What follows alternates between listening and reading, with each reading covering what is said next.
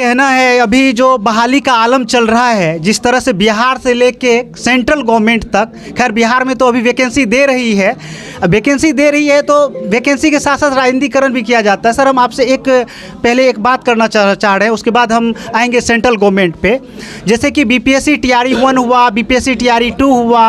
अब BPSC TRE 3 की तैयारी हो रही है, उसमें भी मैथ्स का बहुत अहम रोल है, रीजनिंग का भी महत्वपूर्ण रोल है उसका, उसमें मैथ तो पूछा ही जाता है।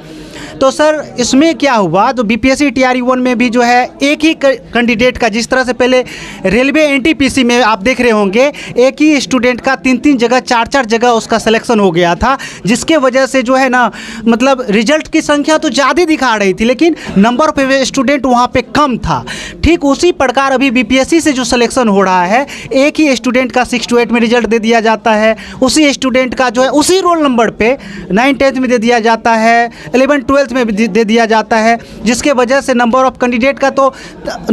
30,000 ही संख्या होता है, लेकिन रिजल्ट कहने के लिए 1 लाख हो जाता है, तिगुना हो जाता है, जिसके वजह से 1 नंबर से 2 नंबर से विद्यार्थी छूट जा रहे हैं। तो अभी जो था उसमें ये कहा गया था जो सप्लीमेंट्री रिजल्ट दिया जाएगा, यानी कि पूरक परिणाम दिया जाएगा, जो कि मल्टीपल्स कैंडिडेट मतलब मल्टीपल्स रिजल्ट जो दे दिया गया था, एक ही स्टूडेंट का कई बार रिजल्ट दे दिया गया था,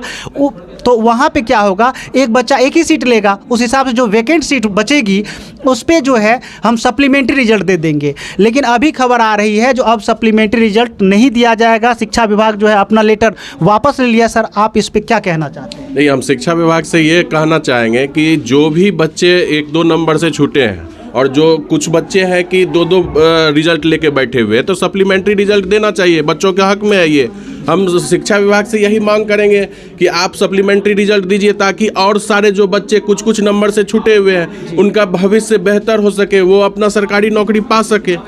और रही बात एएलपी की, तो एएलपी में तो सेंट्रल गवर्नमेंट बहुत ही ज्यादती कर रही है अब बच्चों के साथ। पहले क्या होता था कि बच्चे सालों भर इन्वॉल्व रहते थे, आज से 8-10 साल पहले की बात हम बता रहे हैं कि बच्चे हर एक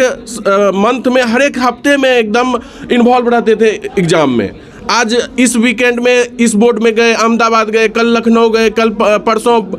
पटना गए, फिर अहमदाबाद गए, मतलब कि हर एक बोर्ड के लिए अलग अलग वैकेंसी निकलता था। तो इससे क्या होता था कि आपका जो अच्छे स्टूडेंट रहते थे, मेरिटोरियस रहते थे, वो कहीं ना कहीं सेटल हो जाते थे, उनको बार बार मौका मिलता था। मान लीजिए कि ये एक मौका चूक गए तो उसको दोबारा तुरंत मौका मिलता था। लेकिन अभी का जो सिस्टम है कि आपका 6 साल पर वैकेंसी दे रहा है और 6 साल में 6,000 भी वैकेंसी नहीं दे रहा है, तो ये तो आप भविष्य, आज के युवा के साथ भविष्य के साथ खिलवाड़ कर रहे हैं। और विशाल मैथमेटिक्स ये ऐसा संस्थान है, यहाँ पर हम सब सिर्फ और सिर्फ जो गरीब बच्चे हैं, जो आर्थिक स्थिति जिनकी मजबूत नहीं है, उनके लिए इतना कम फी में और बेहतर यहाँ पर क्वालिटी की शिक्षा दी जाती है। चाहे वो रीजनिंग की बात हो, 250 रुपया में रीजनिंग पढ़ाया जाता है, होल मैथ यहाँ पर 999 रुपया में भी पढ़ाया जाता है, जो कि कहीं ना कहीं कोई भी बच्चा इसको पे करके अच्छा क्वालिटी का शिक्षा यहाँ प्राप्त कर सकता है। और इतना तो तय है कि मैथ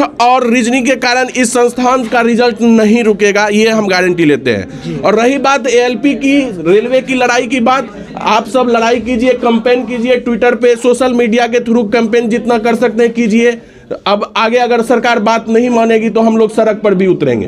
तो आप सभी को यदि वीडियो अच्छा लगा होगा तो शिक्षक वाला यूट्यूब चैनल को सब्सक्राइब कर लीजिएगा, वीडियो को शेयर कीजिएगा।